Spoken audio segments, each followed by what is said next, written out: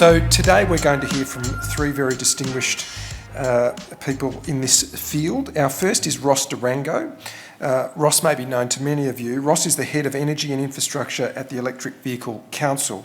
He is a robotics engineer by background and has spent the last 7 years getting involved wherever the standards, codes and regulations relating to the infrastructure supporting EVs in Australia is being considered. Ross and his wife own a Mitsubishi Outlander plug-in hybrid and a Polestar and live in Melbourne. Our second speaker will be Tim Washington. Tim is the co-founder and CEO of Jetcharge, Australia's largest EV charging infrastructure and technology business. Tim was also the co-founder of ChargeFox, Australia's largest EV charging network, and the former chair of the Electric Vehicle Council, the peak body for the EV industry in Australia. And our third speaker will be Sarah Aubrey.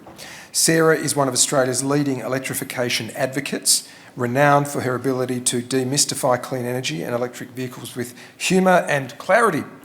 A masterful storyteller and professionally trained voiceover actor. I could use some of that myself. Sarah combines her passion for sustainability with her on-camera expertise engaging a global audience, spreading the clean energy message with practical advice. Sarah's Instagram account at Electrify_this, which began in December, has almost 70,000 followers. So can I now call upon our first speaker, Ross. Please welcome Ross.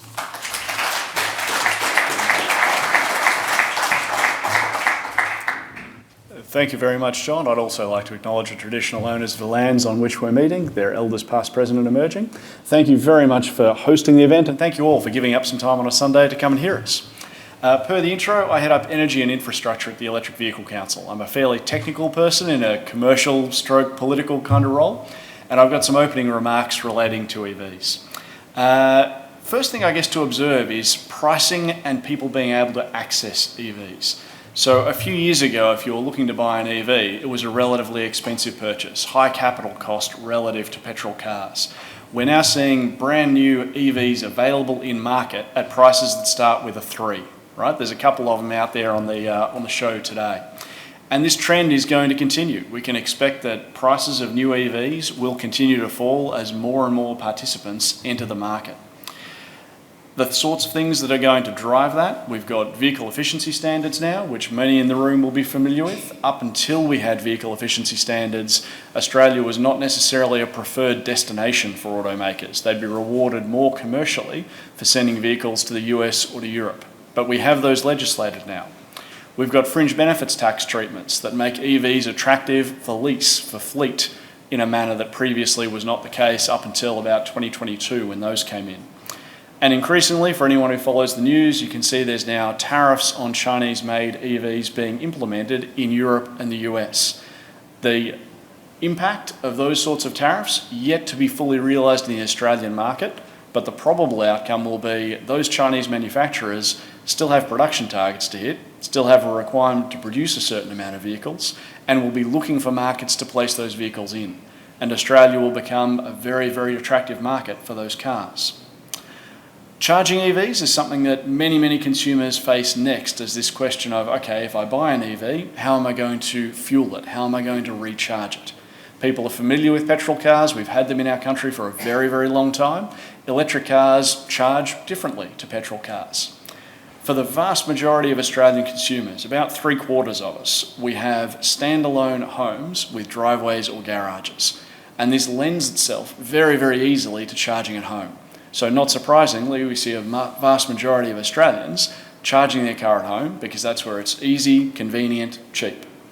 This doesn't work for everybody. Probably hear from Sarah a little bit later on. There's people who live in Australia who don't have off-street parking. About 7% of the dwelling stock looks like terrace houses with no off-street car park. So we need solutions for those folks. Apartment complexes. If you've got a 15th story apartment and a 3rd basement floor car parking spot, you can't easily run a power line from your power point to your car. So solutions are needed there too. We've done a bunch of work around the building code to make sure that new buildings are built ready for EVs, but we've got work to do retrofitting the 1 million odd apartments around the country so that people can charge their cars home there too. And then when you're out and about, public EV charging in council car parks, at shopping centres, at petrol stations, at roadside rest stops, We're past the point now of having 1,000 public DC charging locations around the country. We hit that mark in about the middle of this year. And we're building more, and we need to continue to build more. Because right now, we have transitioned about 1.5% of the cars on road to EV. We've got about 250,000, give or take, electric cars getting around in the country, out of a total of 15 odd million cars. We need to build more infrastructure to serve more cars as we shift more of them. Battery reuse and recycling, I'll touch on that before I close with vehicle to grid and then throw to Tim. Battery reuse is really, really important. We don't want to have a future where these cars that have 500 kilo batteries in them end up with 500 kilos of battery end up in landfill. That material that has been extracted, refined, turned into something useful needs to have a second life. We teach our kids reduce, reuse, recycle, right? Reuse comes before recycle for a very, very good reason. Reuse means take the effort that went into making something and do something useful with it before you shred it and make something new out of it. So what we're going to see is when these cars reach end of life, either reach end of life early, accident written off, or reach end of life naturally, 8, 10 years old, vehicle clapped out, needs something done with it, those batteries will be extracted from the vehicle and turned into things like grid support, things like off-grid battery supply systems, things like assets for the mining sector. And then at the end of that process, they'll be recycled. Lithium Australia is just around the corner from here. They're headquartered in Kew. They are going to do quite well out of this transition because of the volume of lithium batteries that will ultimately need recycling. But before they get recycled, reuse first. And then show of hands, those who've heard about vehicle to grid, I'm probably talking to an audience that, yeah, lots and lots of hands, very, very good. Vehicle to grid has 4 key pillars to it. First, we need cars that can do it. And we're increasingly seeing evidence that the global car makers are already building this technology in. They're just not marketing it quite so much yet. We need to be allowed to put the equipment on the walls of our garages and in our homes that lets us extract that energy and export it to the grid in the same way that we are already exporting solar. And those standards and regulations are well in hand. 4777's the Australian standard for this stuff, was republished just a couple of weeks ago after 2 years of effort from those of us in industry to fix it, to tune it up so that it'll support V2G.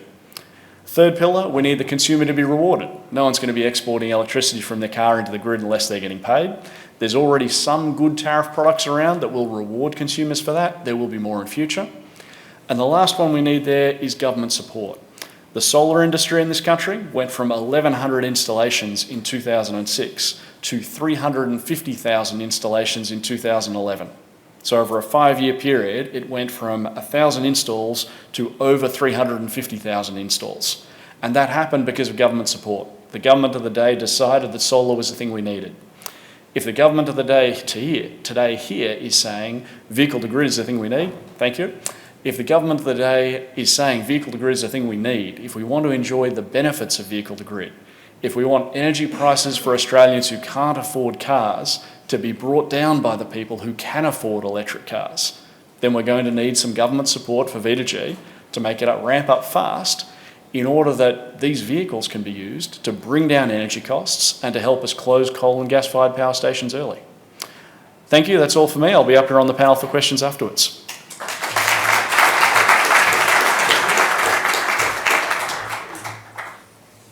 Hi everyone, my name is Tim. I've been doing this for about more than a decade now, and one thing that I found really hard to face is that people like me are increasingly irrelevant. People like Ross, I hate to say, are increasing irrelevant in the transition. Sarah's still very much relevant. It is all of you who are far more important than us. Because I've been saying the same thing for a decade and it hasn't gotten through to the vast majority of Australians, and the reason is because we value opinions and we value the voices of those who we trust. And increasingly, in a fragmented world, the people that we trust are our friends, some of our family, but people in this room, the people that you talk to every week. You are the ones who are going to convince people to get electric vehicles. If you don't own an electric vehicle right now, it is your friends that will convince you to buy an electric vehicle. And there is nothing that we will say in this room that will do a better job than what you will do. The only thing that I can do is hopefully from an industry perspective, give you some of the talking points that you could potentially provide on those Sunday barbecues.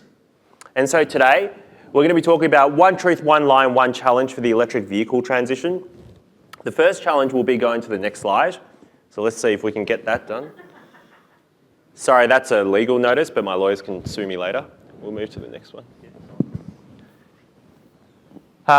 There were a lot of pictures, but for some reason they're not there, but that's all good.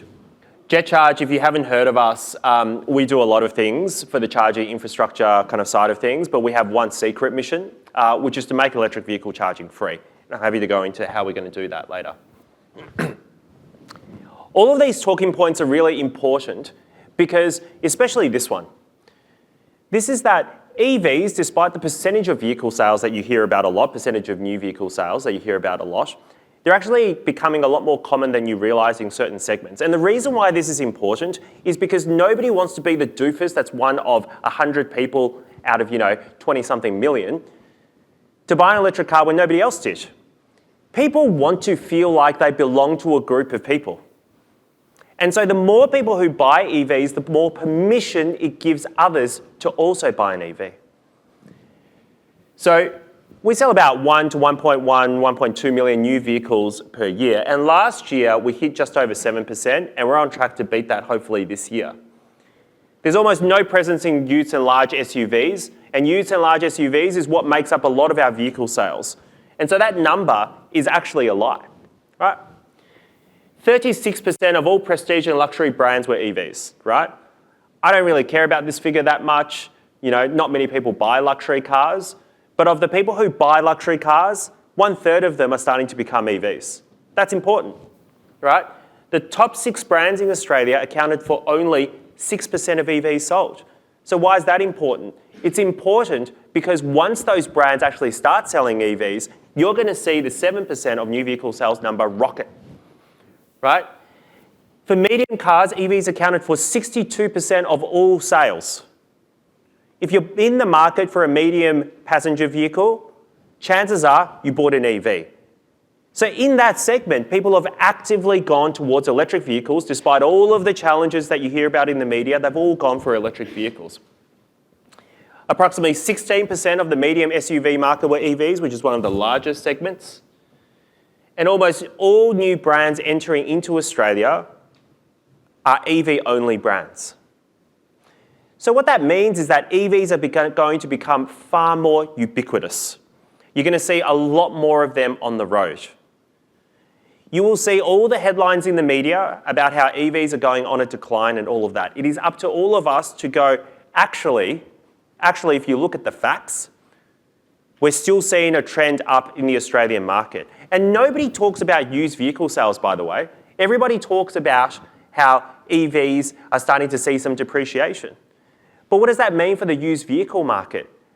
Around 4 to 4.5 million vehicles are transacted in the used vehicle market, 4 times that of the new vehicle market in Australia. That means as second-hand EVs become more affordable, more of us will be able to get into those vehicles. And guess what? The affordability of used vehicles was precisely the policy intention of government support for first-hand vehicles. We're seeing the policy in action. To paint that as a negative picture is ridiculous. Here's the lie, that we need ubiquitous public charging infrastructure to buy electric vehicles, right? This is something that I've been going on a warpath for a little bit in the past year. We're acting like 70% of us already have EVs. We don't. Less than 2% of people in Australia have an EV. The truth is that the vast majority of people can buy an electric vehicle today, charge it at home, and not worry about public charging infrastructure, right? I can count on 2 hands the number of times I've had to charge in public. I've charged at times when I didn't quite have to charge because it was a good car park, but don't tell anyone that. But the vast majority of us can. We don't know how lucky we are. Australia has one of the highest penetrations of off-street parking in the world.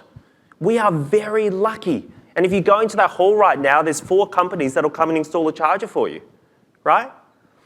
We don't need ubiquitous public charging infrastructure to buy an EV. The truth is you can now drive between you've had all major cities using public charging infrastructure, no problems. Not that you will, because that's not something that a lot of people do, right? Some do, but not a lot of us. And this is the last bit. I talked about 70% of us have off-street parking, 30% do not. Now is the time, right, rather than focusing on whether we need to transition to EVs, is to focus on an equitable transition. And whilst I don't believe that these measures need to be in place right now for most of us to buy an EV, these solutions must be in place for all of us to have an EV and to make sure that nobody pays more than they need to. They are solutions for people without off-street parking, for rural communities, for regional communities, right? For people who can't afford to put in charging infrastructure at home. We must have those solutions too, so that we can all transition to electric vehicles. But the truth of the matter is, if you go out on the street today and someone who can afford to buy either a first-hand vehicle, like a new vehicle, or a second-hand vehicle, that for the vast majority of us, EVs are already the cheapest and greenest way to transport around if you need a vehicle. And it is all up to all of you to spread that message from today. Cool, thanks. Hello, hello, hello. So I am the admin of a very popular Facebook group called Electric Vehicles for Australia. If you're not in that group, please join it because it's a great resource. Actually, how many people here own an electric car? Can I show? Okay, right, amazing. Who wants to buy an electric car? Amazing, right, okay. Preaching to the converted. So I got in a Tesla Model S 10 years ago. A friend of mine bought it and it was like the future. It blew my mind. And I do love cars, so I was like, this is just incredible. And then 5 years later, I joined this Facebook group and the admin of that group put a shout out for people to come on board as admins and moderators, and I put my hand up and then he left the group. So then I was left just holding the keys to the kingdom, shall we say. And so I sort of set about cleaning up that group a bit. It was very blokey, very repeat posts, a bit sweary, and 80% men, 20% women. And now the group is 70% men, 30% women. So I get a really interesting insight into sort of the questions that people ask now. It's women, a lot of women asking questions like, we want our next car to be, we want to get the Tesla Model Y, for example, or maybe the BYD Atto 3. Can you tell me the differences between them? Do 3 car seats fit across the back seat of a Tesla Model Y? It's really interesting, the questions people are asking. And so I also, because I don't yet own an electric car, this is something I frequently talk about because I am one of the 30% of people that do not have off-street parking. We will be buying a car very soon. And I'm on the Inner West Council Local Democracy Transport Group. I'm actually quite nervous. Inner West Council Democracy Group about transport. And I joined that group because where I live in the inner west of Sydney, 67% of households can't charge at home. So we are probably similar to areas like this that, a lot of terraces, a lot of apartments. And I joined that group because I felt like Inner West Council was really behind on this front. And I could see cars appearing and I could see what was happening with chargers in the area. They're very, very busy, the ones that are there now. No one in the group owned an EV. We were talking about EVs every meeting. I was like, oh my God. And I knew a lot about them, but I myself didn't own one and I didn't know what it was like to charge in my area. So I approached a car company, approached MG, a couple of other ones, but MG got back to me. And it was just before Christmas, it was perfect timing. And they went, look, you can take a ZS EV for 5 weeks, see what you think. I was like, oh, amazing, thank you. And so anyway, I had this car and I thought, oh, I probably should do something with this. So I started this Instagram. And I just thought, I'll take the mystery of charging and I'll, show people how easy it is. And I was learning, like, look, this is when you turn it on, it makes no noise. It's so quiet when you're driving it. All these things that you forget when you've been driving electric cars for a while.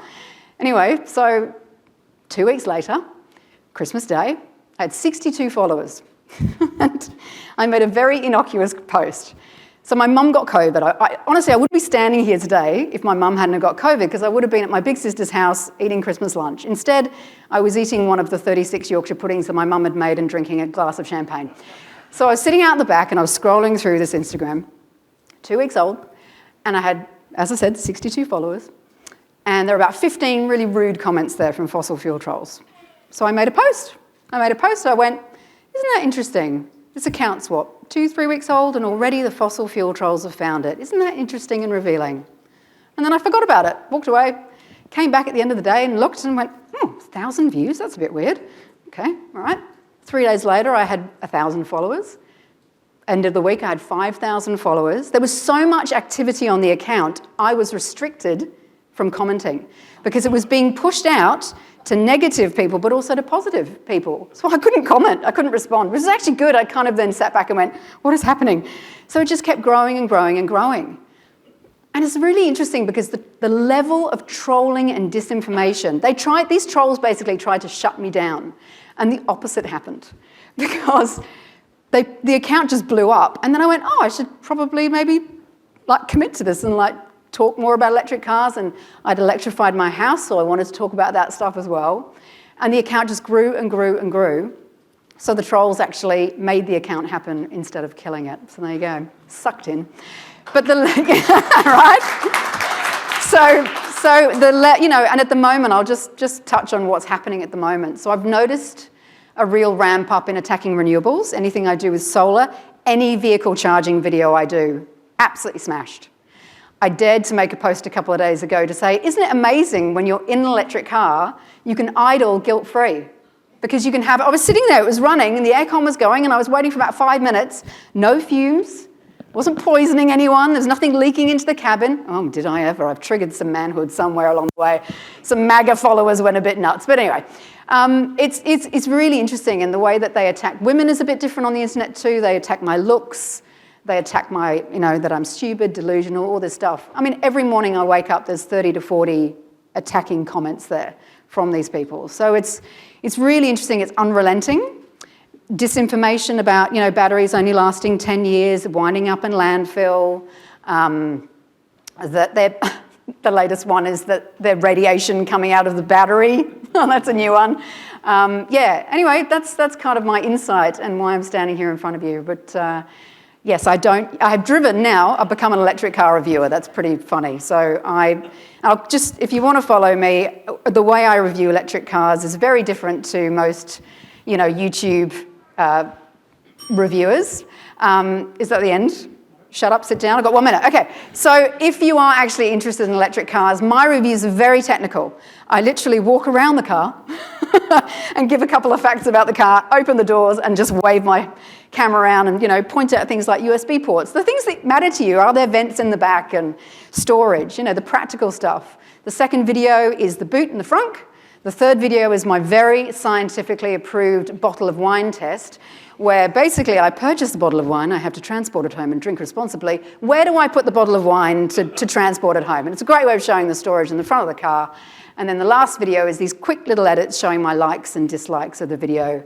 So they're very digestible and easy. But if you go back, there's little title cards. So if you are actually interested in buying an electric car, you can go back and see all the posts and sort of see some really basic practical stuff about the cars. There you go. Thanks for the talks, everyone. Would each of you like to name the top 3 EV ownership myths that our colleagues who don't yet own EVs but are contemplating it need to be disabused of? Myth number 1, EVs are going to burn my house down or otherwise suddenly catch fire. Absolute garbage, misinformation, far more likely for a petrol or diesel car to catch fire than an EV. On those few occasions when they do catch fire, the fire is put them out with water and foam using the time-honoured technique of put the wet stuff on the hot stuff that tends to work in most other situations. Second myth, charging at home is going to be difficult. We've got 2 EVs at my house, a Polestar and a Mitsubishi Outlander. I have 1 driveway space and 1 10 amp power point, and that does the trick. Charging an EV at home is not that hard. Third myth, I'm going to run out of charge.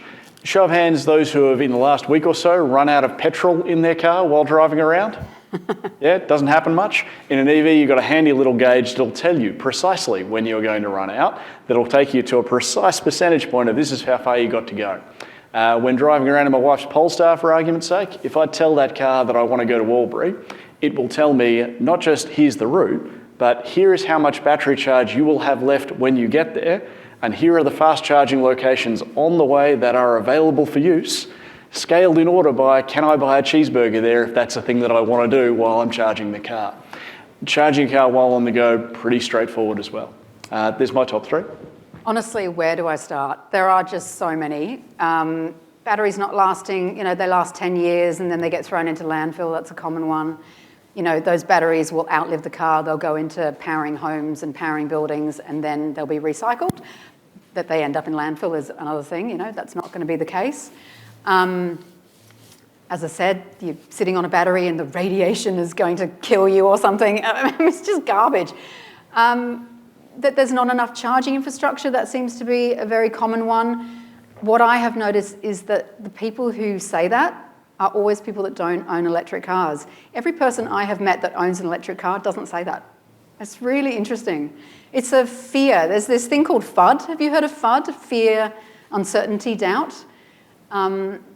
Because I'm from a voiceover background, I've worked in advertising for a very long time. I've worked on a lot of research narratives for TV commercials. A lot of work goes into that stuff. And think about, I know I'm drifting off the topic of this, but the reason that I say this is because the press are complicit in this, and journalists are complicit in this. And the reason they are is because who pays the bills? Whose bottom line are you protecting? I looked up the top 20 ad spend of 2023. There was one legacy car, there's one car maker in that list, and it was Toyota. Now, Toyota are notorious for slowing the transition to electric cars. And you think about the ads you see on TV.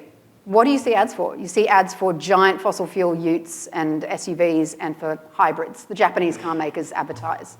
Tesla don't advertise, Polestar barely advertise, BYD do some digital stuff. So who are the press amenable to? They're amenable to the people paying their bills, which are those people, and they don't really have electric cars. And it's damaging. So, this last month, electric car sales were, 5.9%? But hybrid sales are up. Why are hybrid sales up? What are people seeing ads for? The Japanese only really have that hybrid tech. So they're pushing it because they bet the house on hydrogen. It's the wrong move. And so they're pushing that right now. And I just think you've got to look at kind of the bigger picture in terms of the information people are getting. So they're actually getting a lot of disinformation. So they're hearing about all those myths, and there is a coordinated campaign online. I see it every day. And a lot of what I see in those 30 to 40 comments in the morning, it's on 2 or 3 themes of that particular day, but it's the same thing. So that day, that's the same narrative. Because I see it in the notifications, I see it all in one place. But they're commenting with multiple accounts, and they're saying the same bullet points, just said slightly different ways. But I'll stop talking now. I won't add much more to what's been said, but there's both myths that you get told directly, and there are, I would say, myths by omission. And then there are some things that people just don't talk about at all, which I think is also a form of a myth. So the myth that you're told directly is that the grid's going to blow up if we all buy electric vehicles. Yeah. And there are challenges in relation to the electricity grid, just like everything else during a transition. But the idea that literally there's no one around Australia who's thinking about this as we get more EVs is ridiculous. I think I'm part of 6 million working groups talking about it. So don't worry about it, the grid's not going to blow up. The second thing is, this is not an indirect myth because it's actually true. Your electricity bills are going to go up. Yeah, they're going to go up. Because if you buy an electric car and you previously didn't have an electric car, your electricity bill is going to go up. But the reason why it's a myth is because they don't talk about the other side of it, which is that you're not going to have petrol costs, right? And electricity costs for electric vehicles, the great thing about that is it's choose your own adventure. Unlike petrol, which is controlled by a handful of very, very, very few companies, right, who set your petrol price, you have the power, and we have the power to consume electricity how we want to consume it. And that, I have to tell you, is one of the biggest fears from the corporates, is the ability for us to be able to control our consumption and lower our costs. Because what happens then is that it's not a profit transfer from one corporate to another corporate or from one time to another time. It's a complete transfer of profits from the corporate sector to us as citizens. And that has almost never happened, right? The idea that you can lower your transport bills, not from this petrol station to this petrol station, but from all petrol stations to you directly because you charge off excess solar, scares the shit out of everyone, right? Doesn't worry me, right? We should be empowered by that. Actually, a common one I get is they're projecting. the government will control you by having your electric car and they'll be able to turn it all off and it's like, have you met an oil company? Like you have to go to the petrol station. If you have solar on your roof, you can you have a petrol station in your house. Like it's actually the opposite, but there's a lot of projection going on, I think, in the disinformation as well. So what's the number one best disinformation disincentive? That is the reverse of what I've asked you. What's the number one each of us could do and what you can do to reverse the tide? I think the best thing you can do is actually not talk about the myths, but talk about the positive, so you don't mention the elephant in the room. So instead of saying batteries don't last 10 years, or I've heard that batteries, but that's not true, you actually say, did you hear that MG have brought in a 10-year warranty now on their batteries in their cars? Isn't that amazing? That just shows that the battery is going to last longer than that. So you don't mention the myth. And it actually drives trolls nuts because they're chasing you then going, oh, they're going to go out of business in 9 years then, or, oh, that's not true. It's good, so they're chasing you. So actually don't give the myth life. Try and counter the myth with the good and positive things that surround, just avoid the elephant in the room. That's because otherwise you give power to it. I might just jump in on that one real quick. Thinking about the specific thing you can do, encourage people to test drive one of these cars. 100%. Right? Because driving electric cars is awesome. Yeah. Go test drive the car, right? And once you've test driven the car, terrific, you'll want to buy one. And tell them how much money you're saving in fuel, because people are like, what? Okay, we'll go to our second question just over. Thank you very much for your insights. It's been very enlightening so far. My electric car has a 10-year warranty and my battery has a 10-year warranty. I'd just like to get the panel's opinion about if we go vehicle to grid, are the manufacturers going to allow a 10-year warranty on our batteries for the future? Yep, I can answer this. This is because we've been doing this. We've installed 70 vehicle-to-grid charging stations around Australia, right? And including people's homes, right? Including corporate vehicles. And so we've had a lot of conversations about this with the vehicle manufacturers. The two vehicle manufacturers that support it at the moment are Nissan and Mitsubishi because they're on the older Japanese plug standard. And Nissan in particular, in their warranty statement, says that you can do one full cycle of the battery per day. I call it bi-directional charging. So it doesn't matter whether you're exporting to the grid or you're using it for your home or whatever it is, which by the way is like 60 kilowatt hours for the newer Leafs, right? You can do once per day below 10 kilowatts, so you can't draw it at fast charging speeds, and it won't affect your battery warranty. I imagine there'll be some version of that from every vehicle manufacturer who introduces bi-directional charging. Because the other way to think about bi-directional charging is that it's a very, very gentle push of the accelerator. There's almost no difference between drawing electricity out of battery. Think about it, the kilowatt figure that they quote when you put your foot down and they're like, oh, this has 200 kilowatts or whatever of power, which is the equivalent of horsepower, right? Brake horsepower. That's what they're drawing out of the battery. And so bi-directional charging is a very, very gentle version of that. Yeah. Where is the basis, the cost of a vehicle that starts with a 3 versus one that starts with a 10 plus? Is it all just bells and whistles, or is there a substantial difference in intrinsic quality, if you know what I mean? Oh, that's a good question.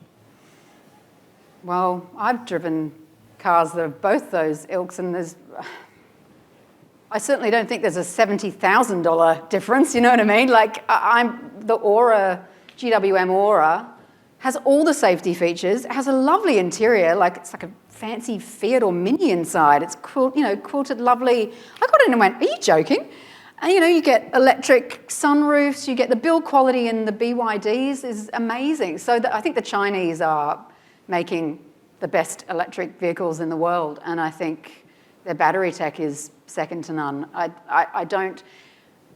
Sometimes I think it's a bit of a badge. You're paying for a badge because you look at something like, Volvo EX30 versus the Zeekr X versus the Smart #1. They all come out of the same factory, the same platform they're built on. And there's a price disparity between them. And you're like, really? Is it? Why? Am I paying for a Volvo badge? Because you pretty much are. Because actually the Volvo is missing a whole bunch of things that are in the other two cars.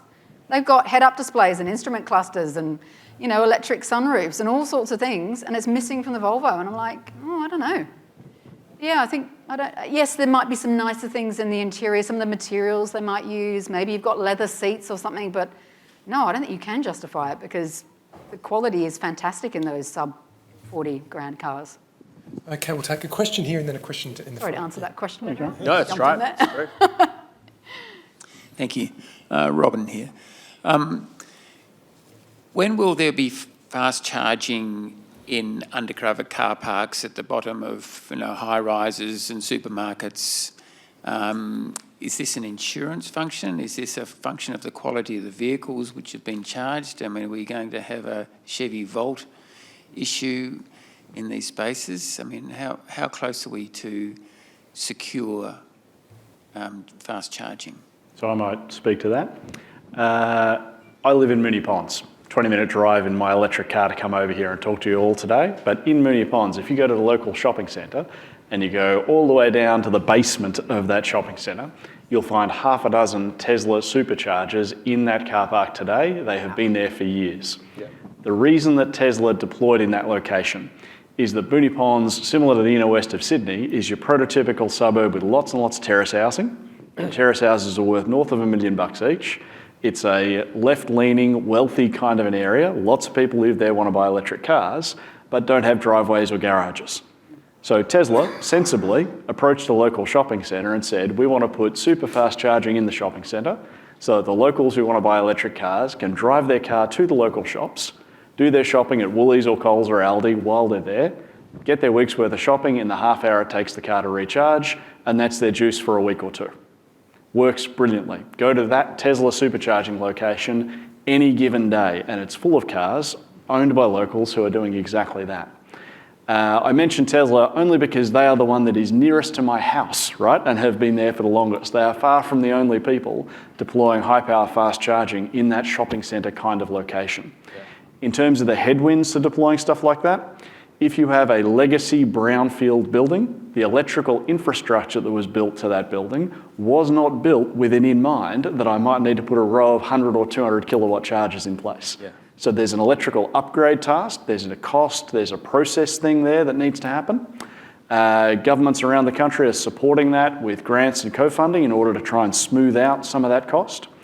And the other issue, as I touched on in the question around disinformation, we have fire services actively opposing the interests of the EV transition in this area. Yep. Even though the evidence clearly points to these things are safer than petrol cars, we have organisations around the country getting in the way. Doesn't mean it's not happening, it is happening, but that's the tailwind and the headwind in a nutshell. Okay, just at the front here and then down the back. Thanks to the three of you for the passionate response that you've given today. My question's more around battery technology. I've seen you at the EV show and SUV show over the last few years, so keep fighting. And I love your Instagram post, so keep being an eco-warrior. Electrify this, follow it now. Absolutely. If we look at sort of one of the biggest arguments around EVs, it's comparison to ICE cars in the range. And that's what people say. It's a rhetoric that's not necessarily true. One narrative that I try to give space is following the R&D around battery technology itself and how long the range it's going to provide in the next, say, 3 to 5 years. Could you sort of say around what you know around battery technology and where it's going to perhaps at a default level in the EV space, where it's going to go in the Australian market so that can be a definite game changer for EVs?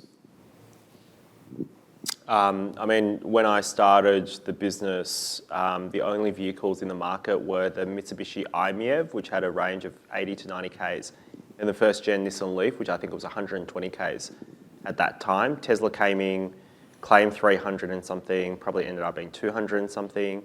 I would say that the average range right now that you would expect out of an EV is somewhere between 450 to 550 Ks, with the more premium vehicles being above that. And that's only been in the span of 10 years. And I would predict in the next 10 years, the range would probably top out at 1,200 kilometres, so more than a diesel tank. But the big question is whether it needs it.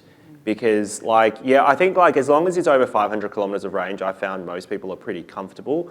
But the issue of range is actually not an issue of range, it's an issue of infrastructure. And I would say that because I'm on the infrastructure side. But the kind of example I give is that nobody actually knows the fuel consumption or the range of a Nissan GTR or of a Ferrari or a Lambo. Nobody or a Bugatti. You know that it's probably the fastest car in the world, but you don't know its fuel consumption, which is abhorrently high.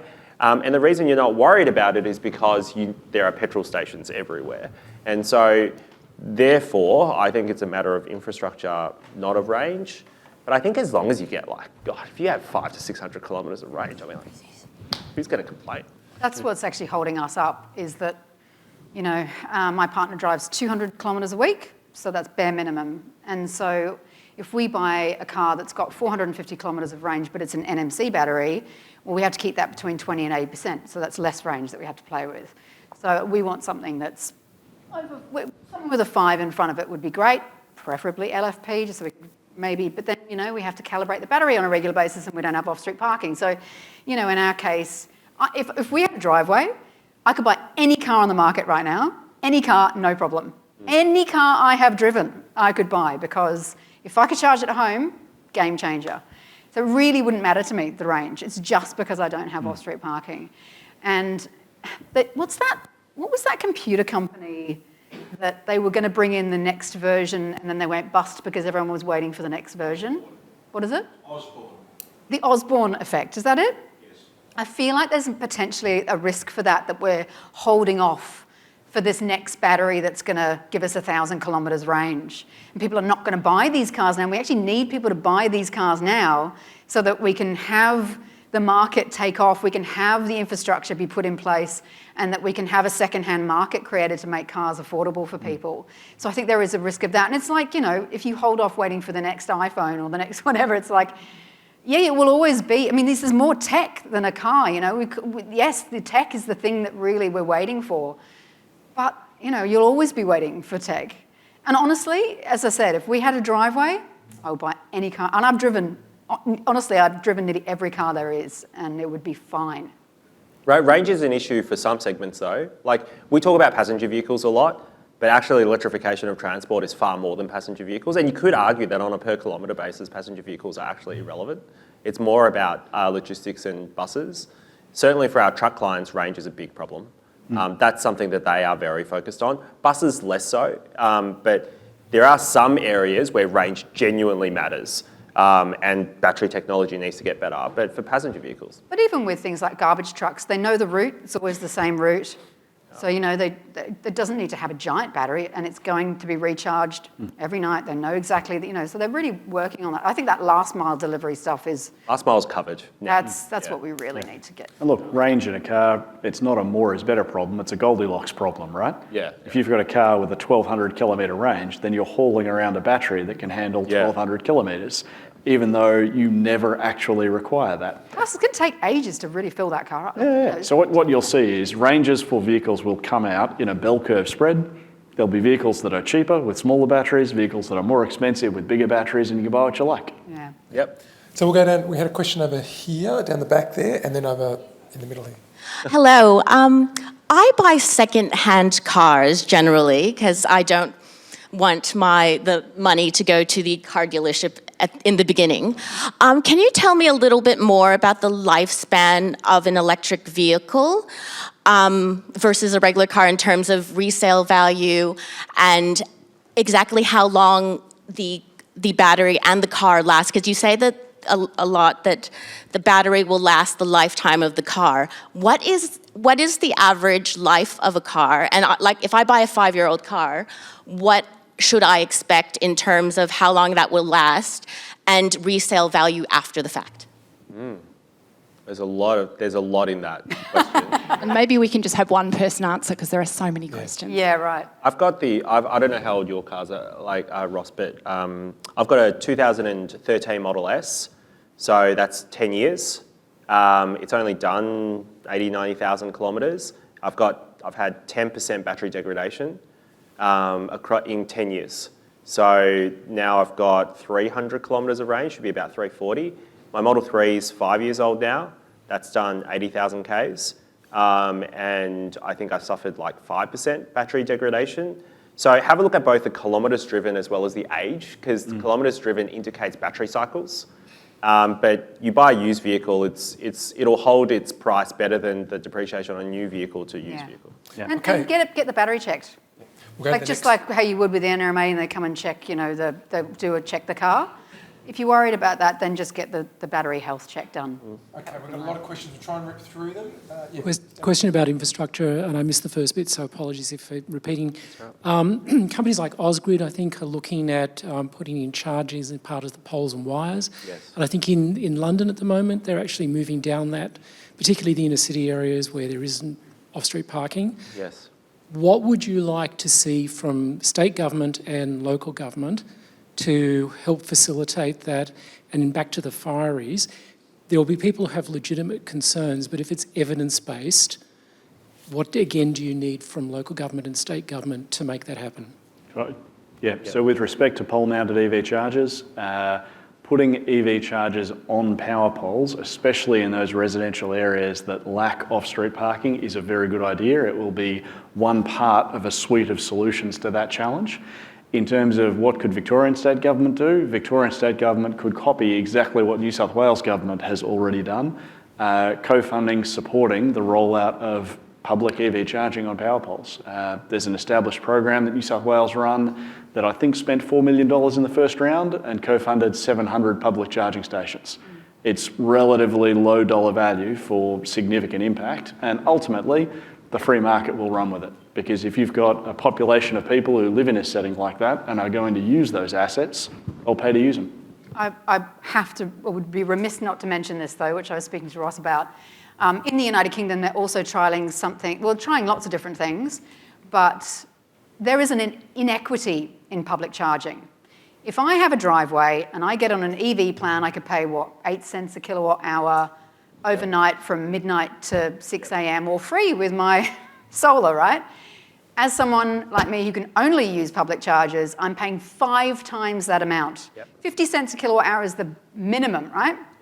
I don't think that's fair. Everyone at the petrol bowser right now is equal. That is not the case with electric vehicle charging. I want to see that change. Agreed. I'm going to bang on about gully charging, which they're trialling in the United Kingdom when they cut a 4 centimetre channel into the footpath outside your house, if you can park anywhere near your house. And you basically, it's got a lid that flips shut. It's completely flat, right? It's the least complained about amongst residents. It's the cheapest to install. You can put it between the boundaries so houses could share it. You can run your cable out, maybe 3 or 4 parking spots you can reach to. You can make use of your solar.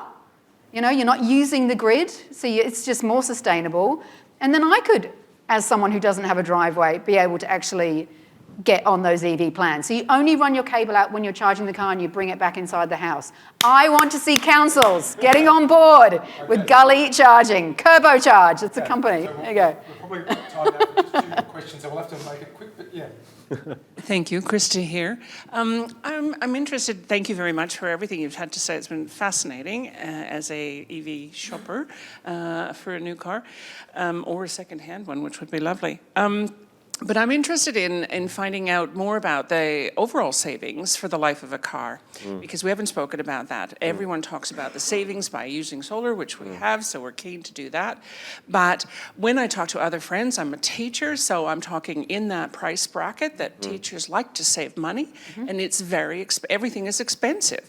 But that fact, I think, Sarah, with your comment on one of your reviews, the BMW one, where when you purchase one and that now they have a 10-year for their recharging stations, for the MG, pardon me, the MG, and then I suddenly went, 10 years of not even paying for the fuel if you recharge with them.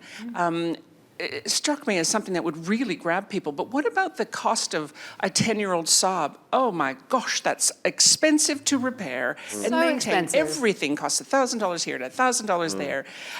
We have a 13-year-old petrol car. We just spent $4,900 in just the last couple of months, and now it looks like the clutch is going to go. And we're like, that car has to go. We need to. And I think that would be very impactful. That argument of over the life of an average, Hyundai, i30, which is very popular in a staff car park.